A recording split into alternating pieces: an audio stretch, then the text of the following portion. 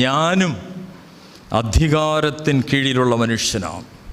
എൻ്റെ കീഴിൽ പടയാളികളുണ്ട്. ഞാൻ ഒരുവനോട് പോക എന്ന് പറഞ്ഞാൽ പോകുന്നു, മറ്റൊരുത്തനോട് വരിക എന്ന് പറഞ്ഞാൽ വരുന്നു, എൻ്റെ ദാസനോട് ഇത് ചെയ്യുക എന്ന് പറഞ്ഞാൽ അവൻ ചെയ്യുന്നു എന്ന ഉത്തരം പറഞ്ഞു. ഇത് കേട്ടിട്ട് യേശു അതിശയിച്ചു. യേശുവിൻ്റെ പ്രവർത്തനങ്ങൾ കണ്ടിട്ട് ലോകം മുഴുവൻ അതിശയപ്പെട്ടിട്ടുണ്ട്. എങ്ങനെ?